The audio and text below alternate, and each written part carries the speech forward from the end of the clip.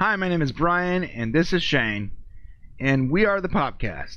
And today, we are talking about the very solemn subject of Chris Cornell and his untimely death.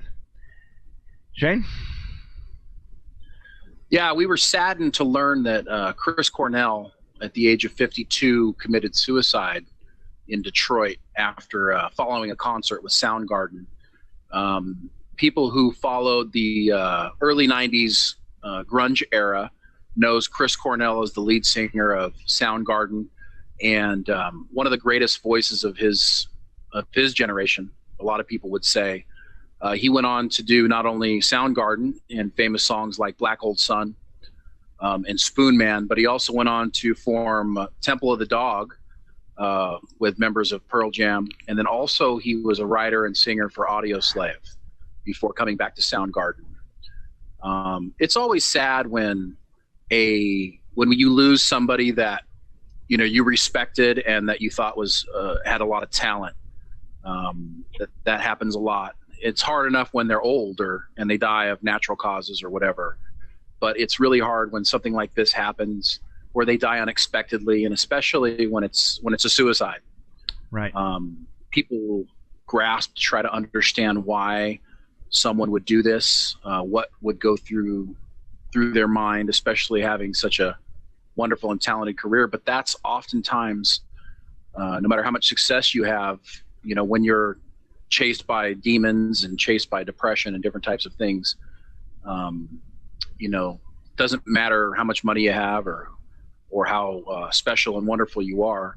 We all have to live in our own minds from time to time.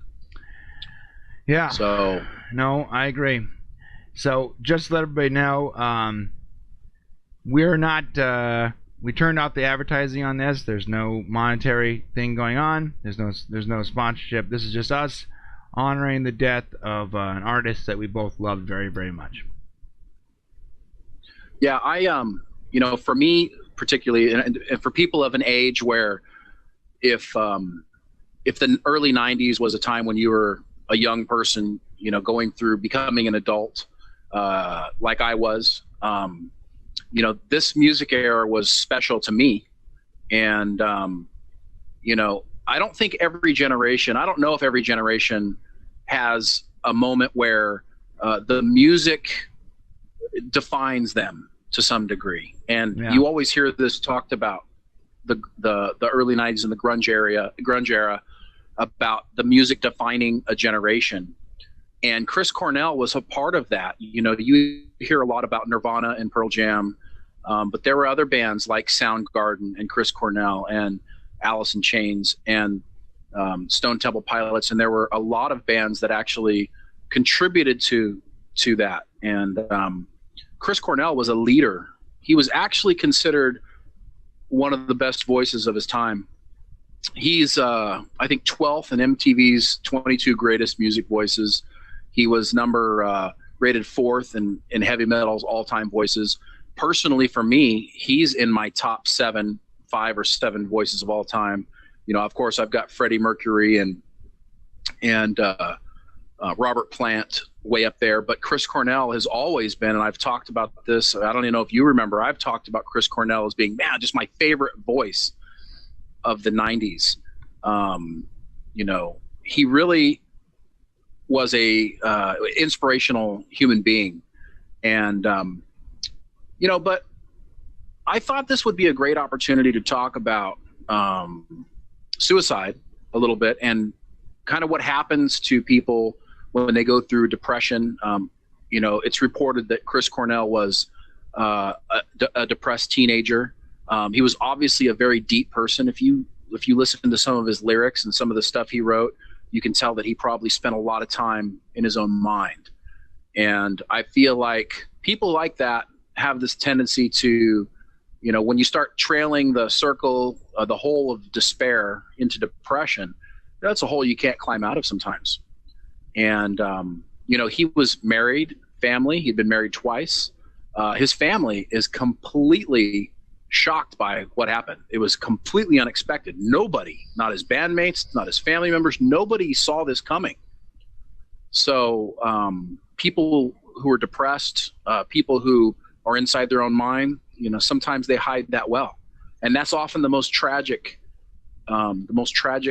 deaths and suicides are the ones that you just had no idea that it was coming. So, we wanted to give this moment to be able to say, Chris Cornell, rest in peace. You left a legacy. For generations, we're going to go back and listen to the music, the people you inspired that make music today, that are going to go back and say, I did this because Chris Cornell inspired me when I was young. Yep.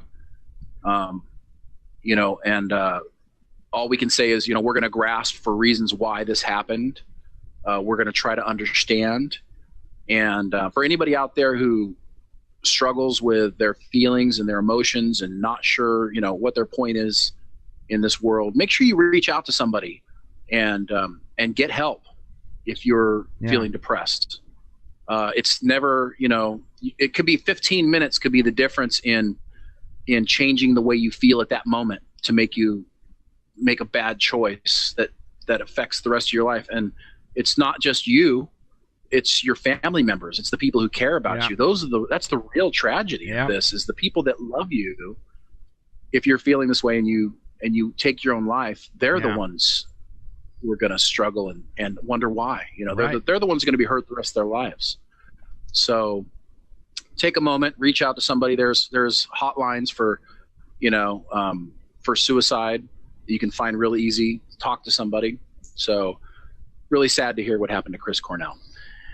Yeah, my personal experience with Chris Cornell was through Soundgarden, and I wasn't a massive fan of his, but the few songs that I knew were I can still hum, like old song, and I really appreciated the music he gave us when I was a teenager. And when I heard this news, even though I wasn't a massive fan like you, it shook me a little bit.